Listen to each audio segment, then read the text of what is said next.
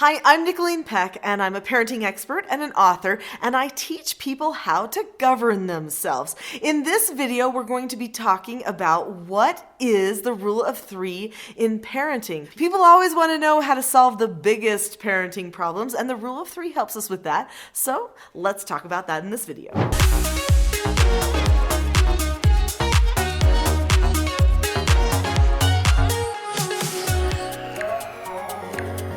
In order to understand the rule of three and how it works, first you have to understand the principles and the philosophy behind the rule of three. So the rule of three is based on the concept that everyone can learn to control themselves, that really the biggest beast that we have to conquer isn't the other person that's in the room, but ourselves.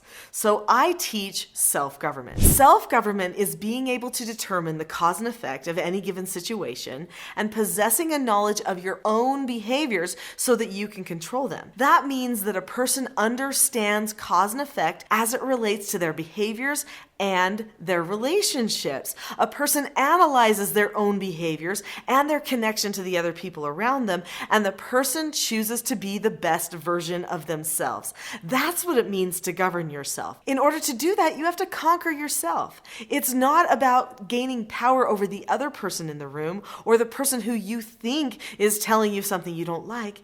It's about gaining power over yourself and being that person that you know you need to be in the moment when tension is high. In the Teaching Self-Government parenting model, we talk about the different skills that people need to master themselves. We teach children 4 basic skills. The most basic of the 4 basic skills is the skill following instructions. So, if a person cannot follow instructions from themselves or will not follow instructions from themselves or others, then that person is what we call out of instructional control. That means they will not follow instructions. They are choosing not to at that particular time. There are 5 steps to following an instruction that I've taught all my children, foster children, and all the people that I teach when I teach parenting around the world. Those 5 steps are to look at the person, keep a calm face, voice, and body, say okay or ask to disagree appropriately, do the task immediately, and then check back. So if a person says okay, but doesn't keep a calm face, voice, and body, they're technically not following an instruction. So if a person will not allow themselves to do all 5 of those things together combined into that following instruction skill, then they are choosing to be out of instructional control. Or we could just say they're out of control. They're not directing themselves, and nobody else is able to give them instruction either. Normally, when a child doesn't follow instructions, a parent would do a normal correction. Just a regular, run-of-the-mill, effective correction. Now, there are 7 steps to doing an effective correction, and there are 7 steps to accepting a consequence. The child knows all of these steps, and the parents know these steps too. A self-governed person knows the plan before they ever take action. So they would know all the skills that the parents are going to be using and that they need to use in order to be in control of themselves and to solve any of their problems. Sometimes when we correct our children, they don't want to accept their consequence. They don't want to be calm, or maybe they feel like they simply can't yet. Well, then they need some help calming down.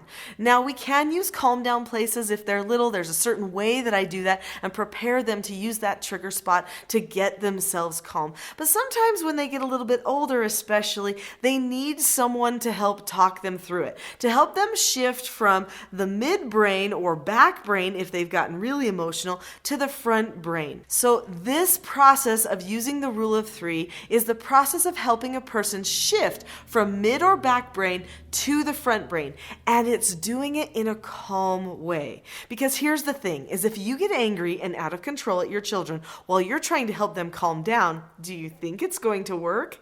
The answer is no. It absolutely is not going to work. So we have to keep ourselves calm. That means we've got to know what to say. We have to have the words planned ahead of time. And if our children know those words ahead of time too, then they will have the confidence in our ability to help them get to that calm place. They will also have less anxiety because it's predictable. So then they can take more deliberate action at controlling themselves instead of feeling like like they need to be pushing against us. About calmness. Calmness is essential for this rule of three to work at changing the heart of the child.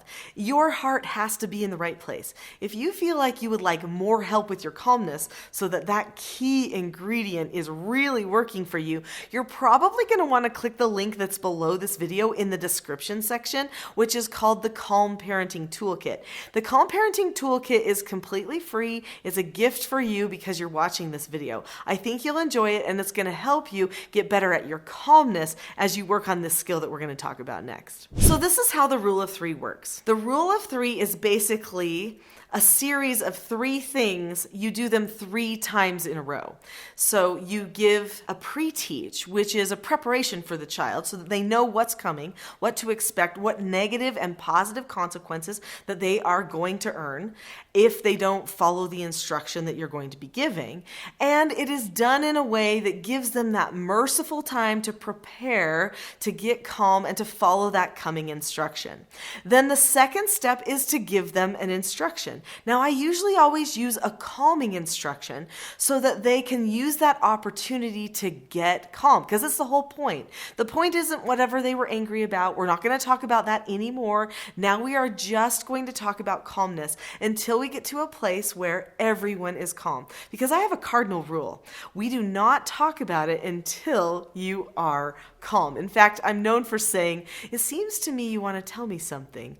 I want to know what that is, but we need to choose to be calm first, then we can talk about it. In fact, it was that very phrase in the BBC program that was made of Our Family back in 2009 that led the out-of-control teens that they brought to our home to choose calmness after 2 days of throwing tantrums. If you want to see that video, you can click on the link, The World's Strictest Parents, which is appearing here in the box. So after you do a good pre-teach and you give an instruction in a way that's assertive, not will you please, that's not assertive, that's passive. But if you say, I need you to, and then follow it up with the instruction that would be a calming instruction, then you give them the opportunity to do all 5 steps of following an instruction.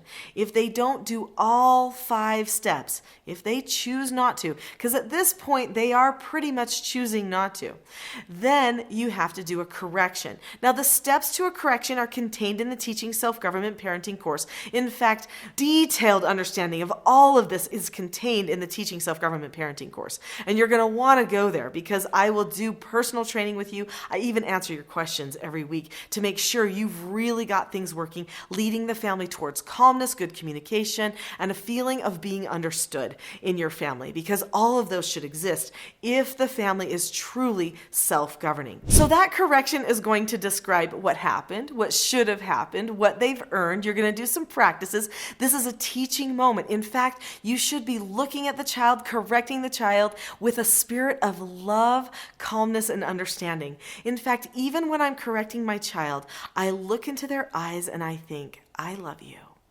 I love you. It's okay. Be calm.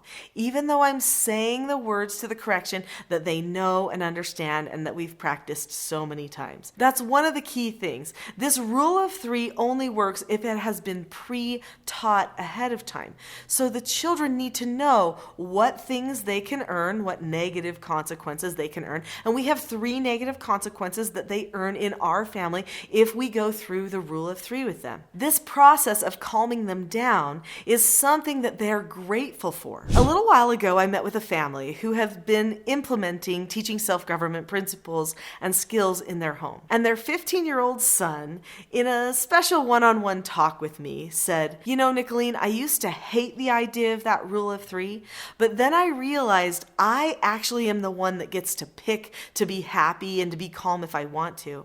And now I'm really glad it's there, because in that moment, right when I'm going to go out of control because I want to fight and I want a power struggle, I tell myself, wait, you don't have to do that. You can choose to be calm and get understood a different way by using some of your other self-government skills, which are disagreeing appropriately. He said, I'm actually grateful for it, Nicolene, because it's my stopping place. That rule of 3 gives me the place to stop. That mature 15-year-old boy gave an important lesson that I wish all people could hear. And that is that everyone needs a stopping place. And they need to get there by a person who is leading them toward toward calmness, not anger and power struggle.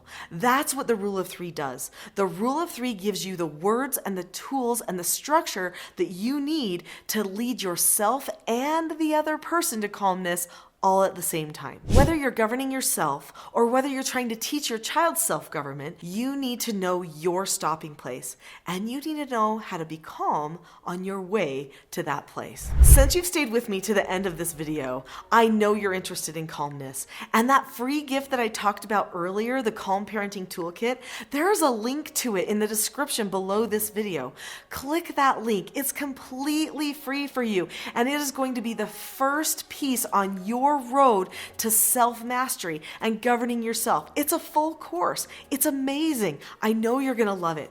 And you know what? If you've loved the stuff on this channel, I have stuff that comes out every single day. You probably might want to subscribe so that you don't miss more detailed information about skills and about principles and about calmness, the things that you need to govern yourself and to help your family be self-governing too.